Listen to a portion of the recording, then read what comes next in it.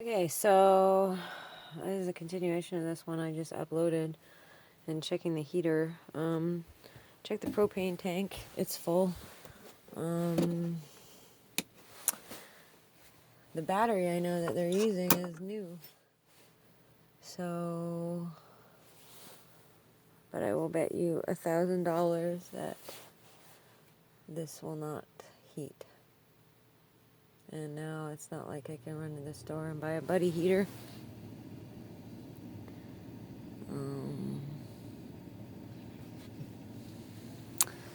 The thing that was not working is that there's part of the... Yep.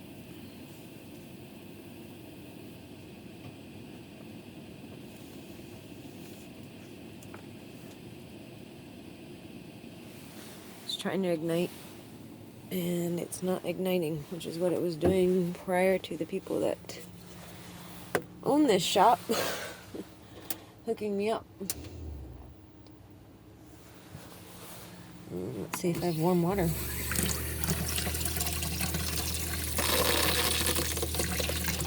It's hot water, but that probably is in there from the storage of it earlier when it was on, because there is nothing but cold water, cold air blowing out of this.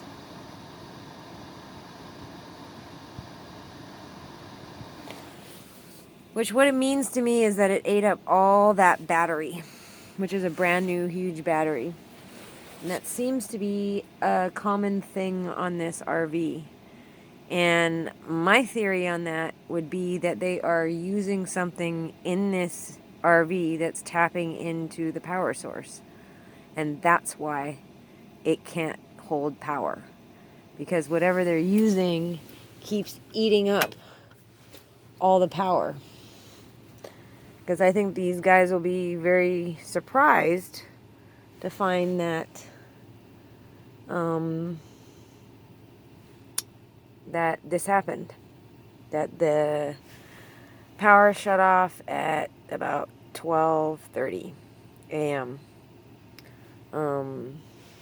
That means it lasted for 7 hours. A brand new, super good, intense battery. This fucks us big time. It means we have no heat, which means that we can't stay in here for much longer. Which means I have to...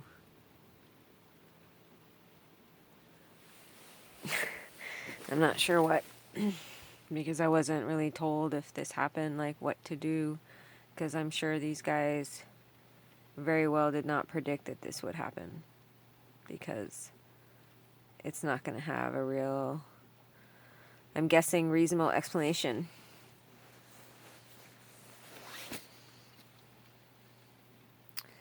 But my explanation would be that they are running something in here that is eating the power so that they can have surveillance in here and run that shit that spews out toxins into here. Because both of those things would probably take power.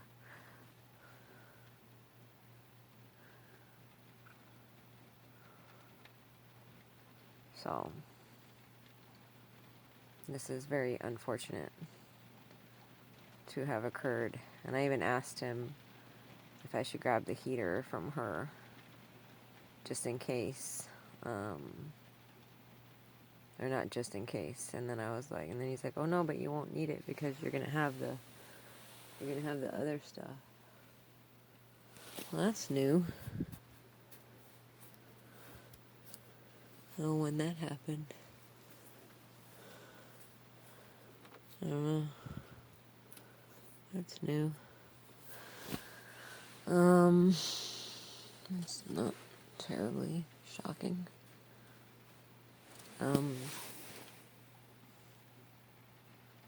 Fuck.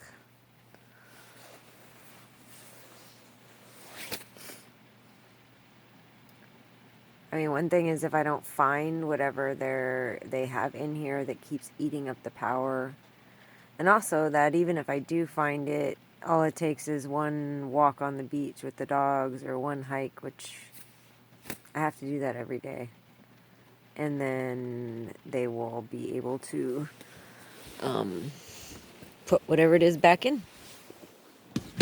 So I'm going to shut the windows because I was keeping them open so I could have some airflow to deal with the toxic shit. So it's not like totally that's it for us, you know? But now that the heat is going to slowly but surely drain out of this RV little by little, and it's way too early. They don't get in till about 9 a.m., so that's 8 hours away, and there is no way that I can, well, I could actually probably make it with the blankets and everything. I mean, it's not that cold, you know what I mean? It'll get cold, but I have some good blankets, you know. Me and the dogs could power through this. Kitty will not do well. Again, he's already looking pretty shit today.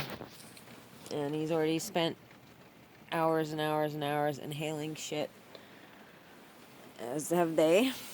And like I said, it gives you a little bit of hypothermia. Whatever this substance is, I personally think it's isoflurane. But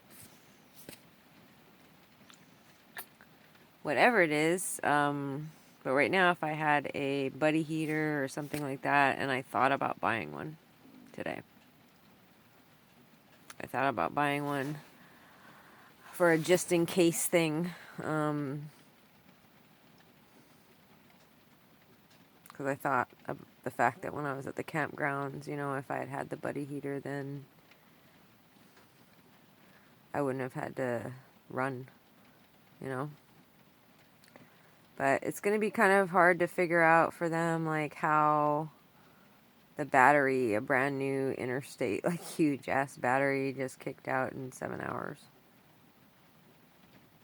But I know how. Because the house battery that's brand new, the batteries in the vehicle that are brand new, everything just drains and drains and drains. And I mean, I'm not, you know, driving it should charge it, plugging in should charge them, but they don't stay charged. And they're all different batteries, so it's not like. So that would be my thought. And where would they put those things? I would say these little speaker entrances. I shoved a towel in this one right before the heater, probably like half an hour before the heater cut out. Because it just seems like, yeah. I mean, they are limited on where they can put stuff, you know?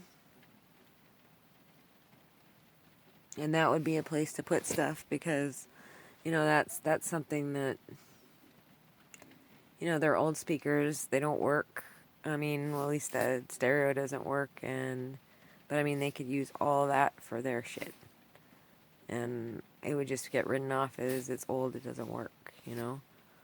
But, I mean, actually, that you get power to the stereo, but then you don't hear anything. So, I mean, that could be very... Anyhow, that would be my theory on this, is that I don't have power right now because I have stuff in this RV that's not supposed to be here. And now I'm feeling concerned about how I'm going to, because my choices are two, really, and I have to figure out how to disengage that battery because I really don't want to drive around with that because I don't know if that's safe or not. I don't know. I don't know enough about all this stuff. I would assume it is, but, you know. But my two choices are now to drive around, which doesn't really keep Kitty warm, because in the house here, it doesn't I mean, I can blast it in the front, and luckily I did fill my tank today. But I can blast it in the front until the dogs are panting, I'm hot and starting to sweat if I have jackets on, and, you know, the shit coming out of the vents is so, like, ah, you know? But it doesn't really get back here.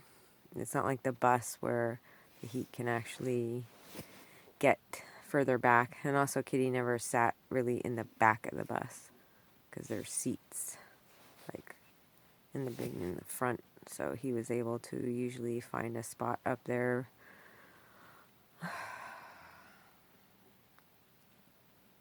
This is fucking shit. Or I can go to a hotel and check in at 2 o'clock in the morning and pay. Maybe if I can find one that'll take the animals that's open or allow, you know, whatever. I don't know, you know, in the city, finding one open, or I mean, you know, that somebody's there to check you in at 2 o'clock in the morning wasn't hard. Sometimes finding one that had pet rooms was hard. But not finding one that, you want some food, kitty? There it is. Not finding one that would, here you go. There you go. That would, he probably wants water, is what I'm guessing, actually. Yep, he wants water. Anyhow, those are my choices right now.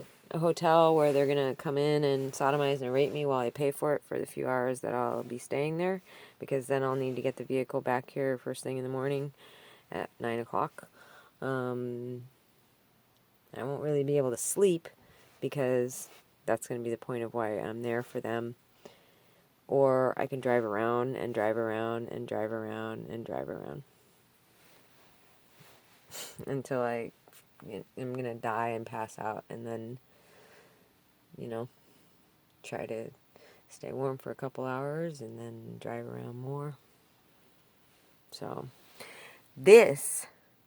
I'm watching videos of people living in fucking vans and this and that, and, you know, they're looking all pretty, and, you know, their outfit, their hair, their makeup, their shit looks all tight and, you know, all decorated, and I'm like watching that going, that's fun. This is my RV experience with my Isuzu Rodeo. The guy that sold it to me sold me it with everything broken, with nothing working pretty much, like nothing. The heater, the end, like even the alternator belt. I mean, all the way from the alternator, from the actual chassis to the house. And I paid $30K. Way more than I see people talk about online. Like, I just watched a guy that did like an ambulance, and he's like, I did this for under 10K, and I'm looking at it going, it's 4x4, it's, yeah, it didn't have a shower, didn't have a toilet, but still, I'm just like, this is a fucking joke, right?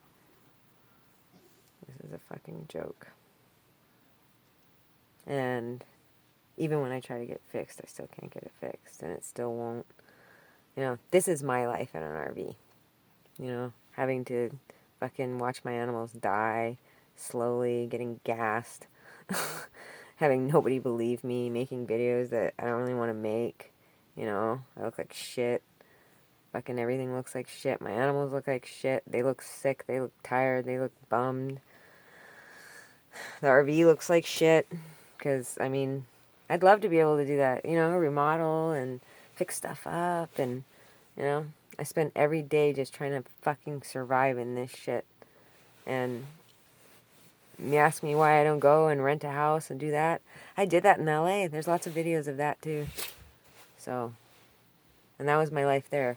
With a house, with a pool that then became a big green sludge because they were messing with it, and they were making the water run and drain from the pool. So I, you know, asked to have it fixed. I had a cleaner that would just come and throw Clorox in it instead of measuring. And like, I owned a pool. Like, I know what you're supposed to do. You don't just come by and just throw Clorox in the pool. And then when I say, is that really safe? You know? Is that the way you should be doing stuff? Oh, well, just don't swim into it for the next couple of hours. It's like, that's not, like, what the fuck? You know? Being gang raped by my fucking neighbors that are all living in $1 million homes. So, whoa on being like, well, why is she doing this? Being in an RV, blah, blah, blah. Well, I'm not paying $5,000 a month yet for this shit.